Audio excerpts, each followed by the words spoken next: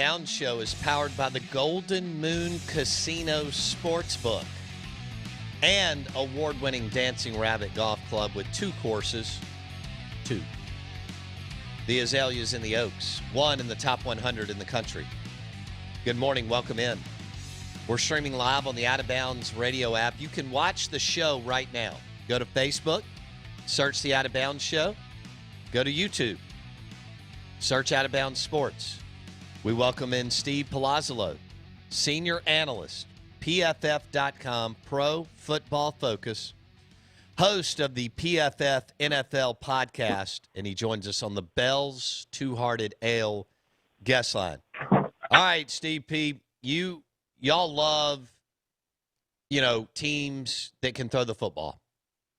And y'all believe that that is the way to do things and the way to move the football and score more points. And we agree with you. We love that part of where the game is going. But the other night we saw Bill Belichick throw the ball 3 times.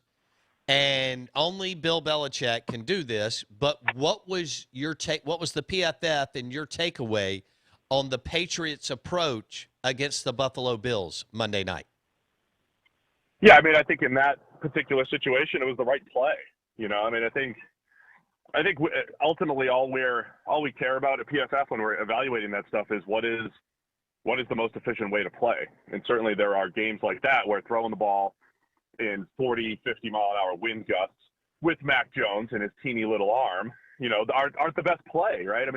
You saw Josh Allen, his ball was fluttering all over the place. Now, he threw some laser beams through the wind, but anytime he got the ball above shoulder height, the wind was wreaking havoc with it. So that's not an efficient way to play football. So we know there's nuance and there's gray area to football, and there's certain games like that where you have to lean on your strengths. And that's what it's all about. The strength of the Patriots team is their offensive line, a unique run blocking scheme, a good couple running backs. And one of the weaknesses of the Buffalo Bills is their run defense and not being stout up front. So I think it was just a good tactical play by Belichick and the Patriots, knowing his team's strengths, the other team's weaknesses, and playing the conditions. Steve Palazzolo on the Out of Bounds Show. Let's move to the Dallas Cowboys. Obviously, Dak Prescott, and the most important thing going on in the NFL this weekend, Dak and the Cowboys traveling to D.C. to play the Washington football team, who has been on a roll as of late. What do we need to know about this matchup with Dak and the Washington football team, Steve? Yeah, Washington's hot because they're starting to play like people had expected earlier in the season. It started with a win against the Bucs. And what you see from Washington is a defense that was just horrible earlier in the year, and they were one of the better defenses in the league last season, and they had really disappointed, but they've always had a good pass rush.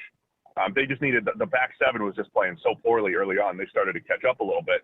My biggest takeaway from their win streak here, though, it started again with that Bucs game. Tom Brady throws a touchdown in the fourth quarter to kind of like start the comeback for the Bucs. You've seen it a million times. And then the Washington football team gets the ball with over 10 minutes left in the fourth quarter. They're up a score, and they ran out the entire clock. Brady did not get the ball back until Washington ran about 19 plays and scored a touchdown. And it took up the entire fourth quarter. And they've been doing that. Washington's been shortening the game. Taylor Heineke has been converting just enough on third down.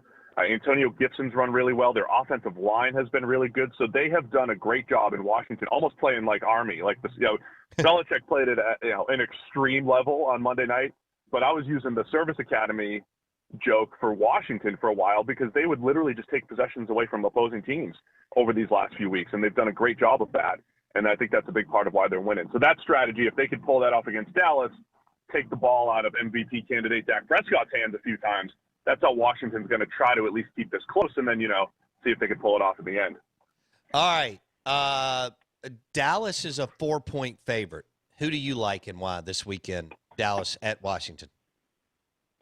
I think if I was betting, I might lean Washington just because I think it'll be close. I still think Dallas is a better team, and the pass game is still king, even in December and January, at least efficiency in the pass game and having answers offensively. And I think Dallas rolls in with the advantage every single week. The other night against the Saints, they were doing a pretty good job moving the ball. Dak made a bunch of big-time throws. If he doesn't throw a late pick, the game's a little bit cleaner if you just take away a throw here and there. But I think it's Dallas's advantage always to spread and throw and, mix in Tony Pollard once they gave him the ball. Explosive plays happen, right?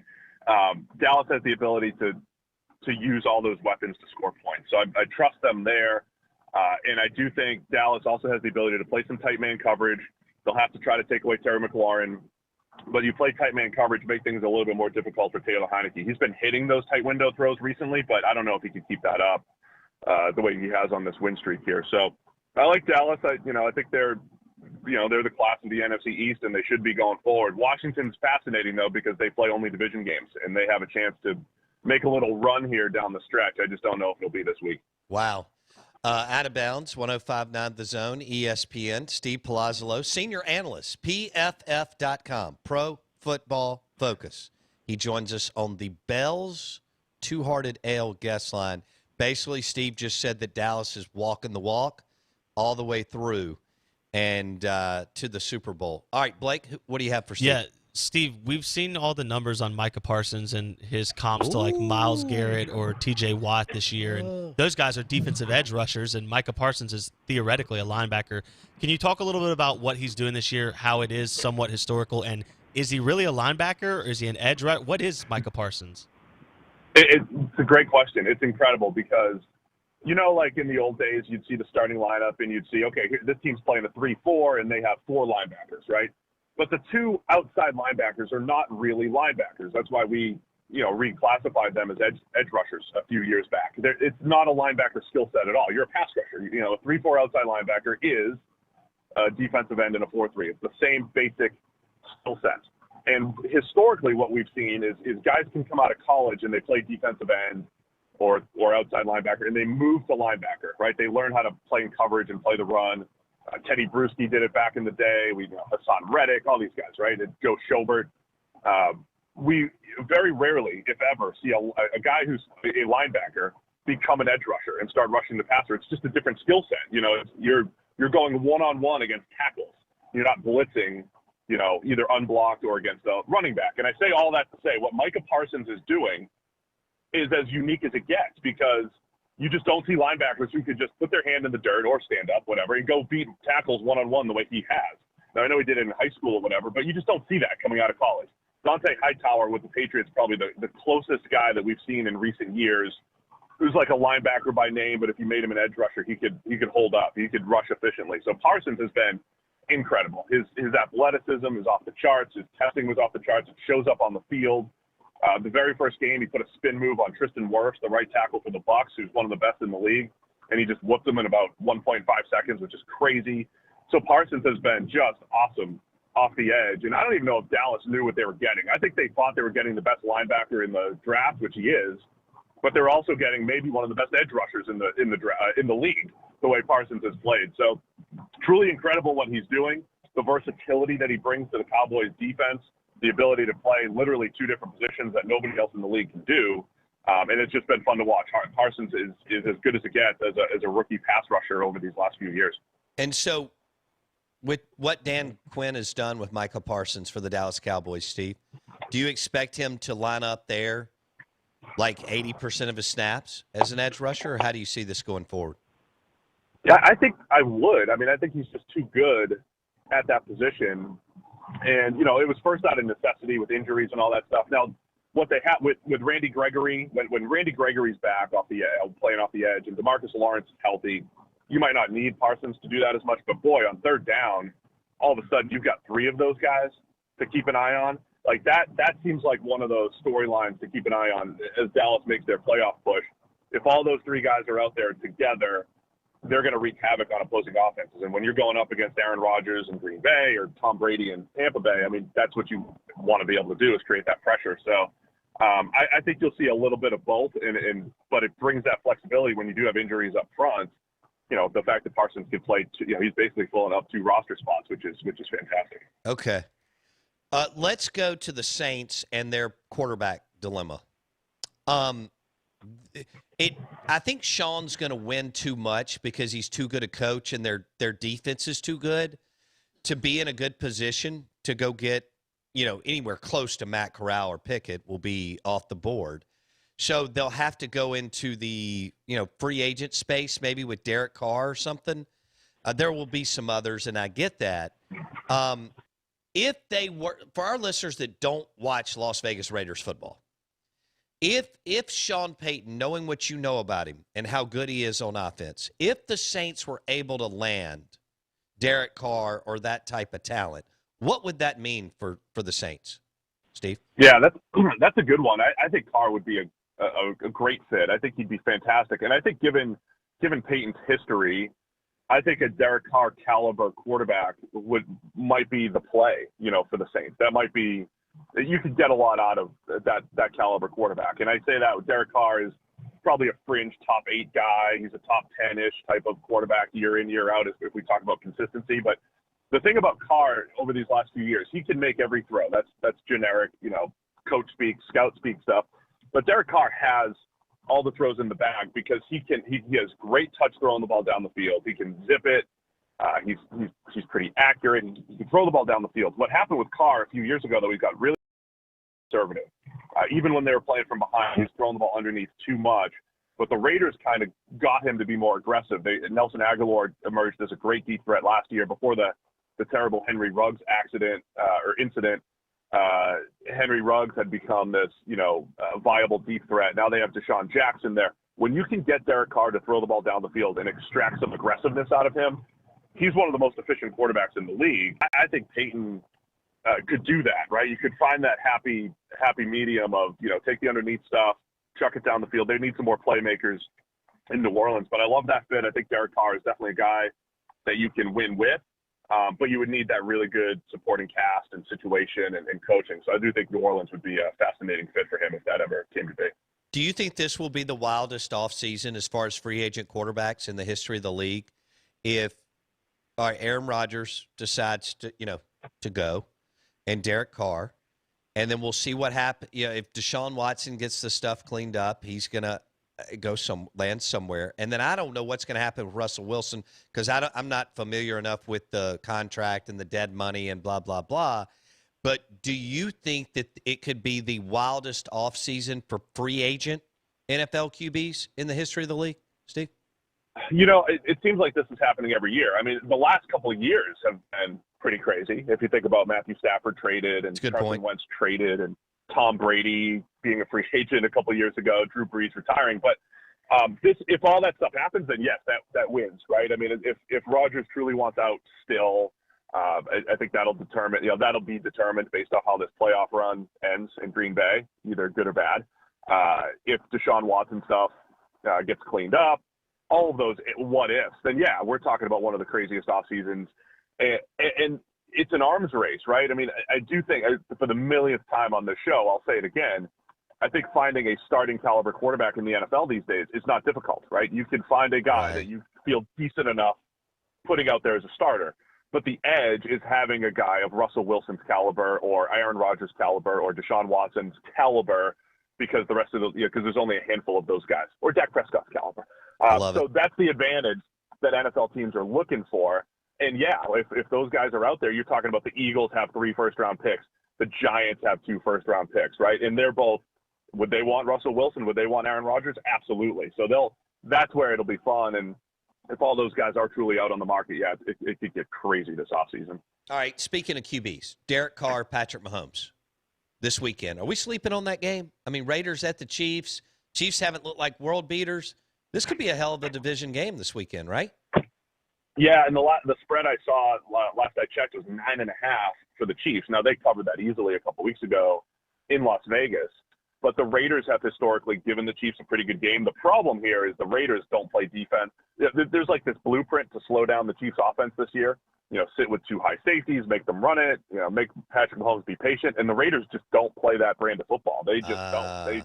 They play one-on-ones on the outside, and they got torched on Sunday Night Football. So they need to adjust, or else they're going to make things easier for Kansas City. Plus, Kansas City's defense has just been so good recently. That's true. But I do think it could be a really good game, right? I mean, Derek Carr has it in him. When they beat Kansas City last year, he had over 200 yards just on deep passes, 20-plus yard throws. That's the type of thing I'm talking about with Carr. You have to chuck it down the field and try to beat the Chiefs. And if Carr connects on some of those, I think they can hang tough. But we'll see I want to see if the Raiders just adjust their defensive game plan this week. Okay, we were talking about quarterbacks moving around. What do you think? We've still got more ball to play. I mean, a lot more. Okay, but where is this trending in Cleveland with Baker Mayfield? I think it might be trending in just like a Derek Carr-like contract, or the Browns could just walk. It's tough to really gauge because I do know how the Browns think analytically, and I feel like in a vacuum they might say, okay, like the thing I just said, can we find another Baker caliber quarterback? Probably. And can we do it cheaper? Probably. And I think they might lean that way. The thing that's holding me back is I don't know how much this analytically driven front office thinks, well, we're the Cleveland Browns, and our fans need a quarterback. And they haven't had a quarterback since forever. And we're just going to kind of try to find this hybrid deal for Baker Mayfield so we don't have to go through that, And I don't think paying Baker, Derek Carr type of money, which is, QB 10, 12, 14, whatever that ended up being, isn't the worst thing in the world, because I think you could build a good enough roster there. But, you truly are in that mid-tier quarterback situation where you could have good years with that guy, but you don't necessarily have that year-to-year consistency. And I think it's just a tough spot, I think, for the Browns. All right, what are you seeing from former Ole Miss wide receiver, second-round pick for the New York Jets? He's kind of getting heated up here with Zach Wilson. What are you seeing from Elijah Moore at wide receiver with the Jets? Yeah, he's starting to emerge, man. He's been, the quickness and speed that he brings to the table. I thought even just a couple of weeks ago, there were a couple times where him and Wilson weren't on the same page. But I think with a lot of receivers, sometimes the light goes on halfway through the season or so. I think we're starting to see that a little bit more with Elijah Moore. So I think it's great. I think, Zach Wilson needs that. He needs somebody that he can trust. You're starting to see that. Like I loved Moore's entire skill set because I thought, he could be a dynamic slot receiver. He's probably good enough on the outside, especially if you give him a free release. I think he just needs a little more nuance with some of his route running and making sure he's in the right place exactly at the right time as far as what Moore goes. And then with Wilson, he just needs more easy throws. It was not throwing in rhythm at all early in the season. I think Moore allows him to do that. And now that Corey Davis is out for the season, we'll see a lot more Elijah Moore, 8 to 10 targets a game, really feed him. And I think that'll be fun to watch, see how that connection unfolds in these last few weeks here. Yeah, no, I like. So Trevor Lawrence, I know it's early and I know they're terrible. So what is the PFF takeaway on Trevor Lawrence? Or is it, hey, but we know they're going to get better. The roster will get better over the spring and summer. Yeah, I would hope that they get better. It's a really tough situation who he's throwing to there. And I know I would rather see him play better, even with the situation they've had.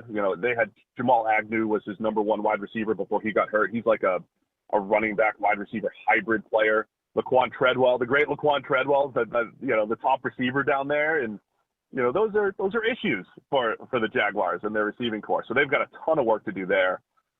My thing with Lawrence is even coming out, I thought sometimes he's just speeds up too quickly. The simple stuff. Again, the things that the Bradys and Breezes of the world and Rodgers that they make look easy, just hitting a 5-yard out and never missing it. Lawrence is missing those, and throwing the ball in the harm's way. So he's just got to cut down on some of the mistakes, the mechanical stuff. But a couple times a game, you're reminded of how special he can be. So it's a matter of that consistency, and I think that consistency should come for Trevor Lawrence when you do get some better players around him. So I would have liked to see him play a little better even in those circumstances, Sure. But I still have confidence that he'll be better in the coming years. PFF.com. Steve Palazzolo on the Out of Bounds Show. Last one. Gardner Minshew had a wonderful game last weekend. The Eagles are going to start Jalen Hurts this weekend, but Minshew continues to do it. I know he's not flashy, but the dude can play. What did y'all see? Yeah, Steve? Yeah, that's what it is. I think he had a couple of nice downfield passes to Dallas Goedert. He doesn't have the best arm in the world, so they kind of float up there, but they got there. That's all that matters. And I keep saying, Minshew's a guy I just would want on my football team. Yes. If he's going to be a high-end backup, I want him on my team. And there's always the chance that when you put him in, not only can you win 3 or 4 games in a row if you're in a good situation, but maybe there is low-end starter potential for Minshew going forward. I continue to look back. He didn't really progress in Jacksonville, but I was intrigued by everything I just said about Trevor Lawrence. Gardner Minshew was in that situation pretty much performing better than Trevor Lawrence is right now. So that always intrigues me when you try to separate the situation from production, and Minshew's done some really good things here earlier in his career. So, just a guy that I would want on my football team, especially if he's at a backup quarterback rate right now in the coming years. Yeah, and there will be a market for him, man. I mean, like you said, the demand is out there. Whether he's a 1 for a while or a 2, he's proven that he can move it, and he's a winner. I mean, we've known him forever. But I know that's cliche-ish, but there is something to that. All right, we'll leave you with this. Don't forget, Crash for Corral. We started it first, but we're going to let Pro Football Focus borrow it at times if y'all would like to. Okay. Is that cool? Okay. I'm going to check that hashtag to see if is it trending up here in Cincinnati yet? Let's see if it's made it up here. I love it. All right, buddy. Have a good weekend, man. See ya. All right. Thank you, guys. Appreciate it. Steve Palazzolo, PFF.com, Pro Football Focus senior analyst. He's got the podcast where when I'm on the road, I'll dial into that podcast, and they're good and they're funny. So it's a good pod. You can find it on the 97 platforms that we're all on. We're live in the Bank Plus studio. Bank Plus, it's more than a name. It's a promise. The show is brought to you by Bulldog Burger. That's right, one of Blake Mania's favorite places, Bulldog Burger in Ridgeland. And it's somewhat new, right? We're going on 6 months here. And they do a great job. Bulldog Burger in Ridgeland, in Starkville, and Tupelo.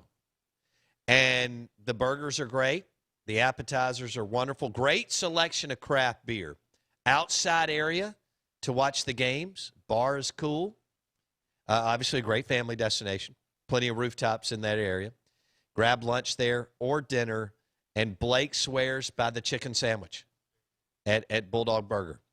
And, Ridgeland, Lake Harbor, right before the spillway or right after you get off of the spillway if you're coming from Kendall Collins territory, and that would be Rankin County. Bulldog Burger in Ridgeland. All right. Good morning. Welcome in. Out of Bounds, 105.9 The Zone, ESPN. Cowboys are going to have their hands full this weekend, but I think they'll pull out a win. I like where Steve's going. Take Washington in the points, and the Cowboys win by 3. So if you get it at 4, you get 4, but the Cowboys come away with like a 24-21 type deal, or maybe a 23-20 win. I don't really care either way. Gardner Minshew, where's he going to end up? He's going to get paid. That guy's going to make a ton of money the next 10 years.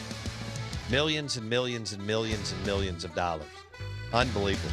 Show is brought to you by Bulldog Burger in Ridgeland. Good morning. Welcome in. And we'll have Chris Brooks talk Ole Miss recruiting at 9:15 on the Out of Bounds Show.